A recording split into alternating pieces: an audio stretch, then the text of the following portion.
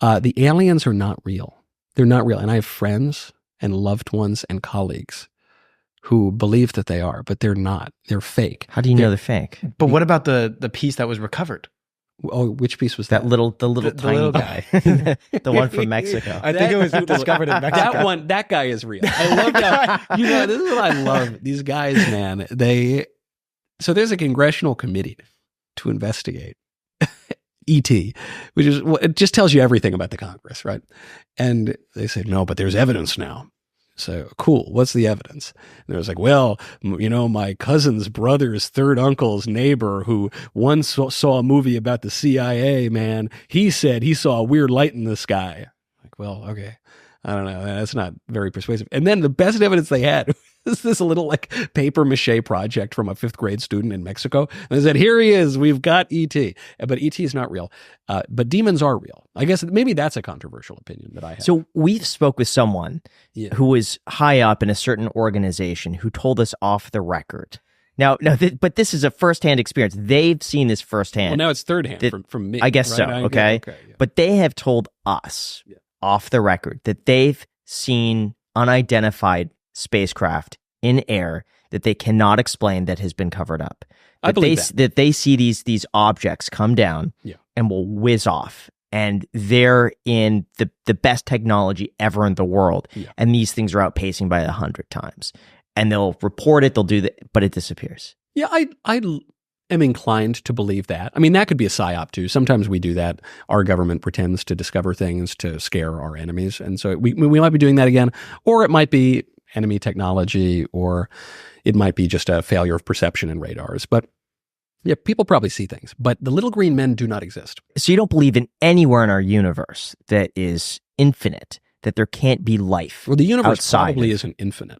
It's probably finite, but it's very big. But no, I don't suspect that we'll find life anywhere else in the universe. No, that's not a firm. Like, I wouldn't. If we find some little cell somewhere, I wouldn't. That wouldn't totally rock my world. But yeah, I don't think we'll find life anywhere. Basically, I think that the chance of us being the only living organisms in the entire universe seem pretty small when you really think about it. Why? Like, what are the chances?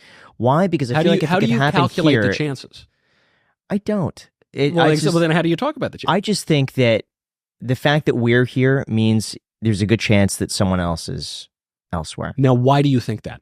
Why do you think that our existence here implies the existence of other people somewhere else? Because I don't believe that our existence is an accident. I don't think it's an accident either. So I don't think it would be an accident that there would be something else somewhere. You're saying you don't think we're special? I think that we could be unique, but I don't think that us being alive is something that is unique necessarily to us. I feel like life has to exist because we're here. Yes, you're saying that. So you're stating that a belief. But yes. I'm just asking, what about our life here seems to you to imply the existence of any life anywhere else?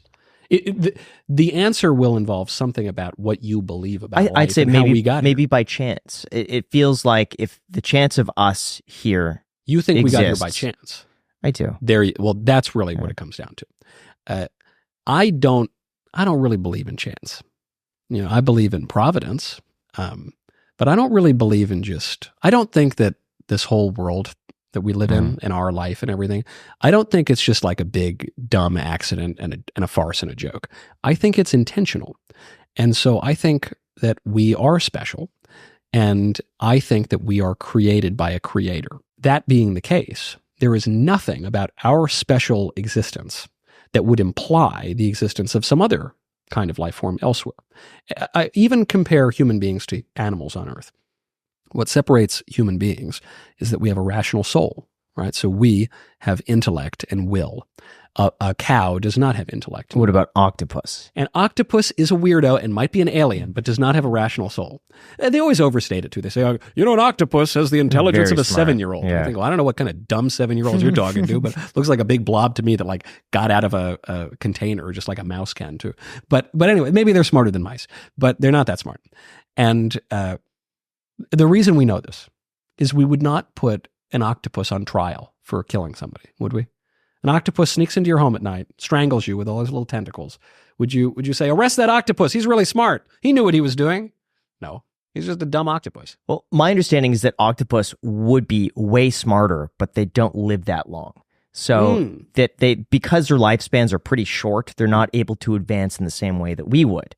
So if they lived 80 to 100 years old, we can have entire octopus civilization. Maybe they might have Maybe pets. They do. They could have pet crabs and stuff like that if they lived to 80 years old, which they don't. But look, I don't know what they do down in the water. This is the other crazy thing. We're investigating outer space, which is empty. We should be investigating the oceans, which we know basically nothing about, where probably a bunch of aliens live down there, but like octopuses. But we don't. We're not going to put any of these things, even an 80-year-old octopus, we're not going to put them on trial. And it's because we have a rational will and a soul. And so we can conceive of abstract concepts, and we can think about things like justice, and we can perceive objective reality and reason about it. No other being can do that on Earth. It's even relates to the way that our wills work, right? We have two wills. You want you want the 10th cup of coffee, but you don't want the 10th cup of coffee because it'll make you jittery. But you want it because it'll taste good and give you a little more caffeine high. And so how do you explain that? You have a disagreement about your wills. Well, one is the higher will. It's rational. It's reasonable. And the one is the lower will. It's the appetite. The animals have the latter, but they don't have the former. And the rational will is understood as mediating between the lower will and the divine will, God's will, perfect will, the objective truth and reality.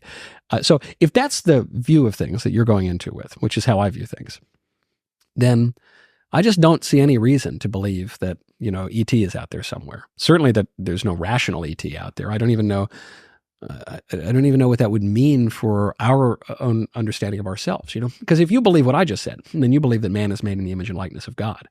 So what's ET? Is he made in the image and likeness of, I don't know, some like lesser demon or something? I don't know. What are you like? Does he look just like us?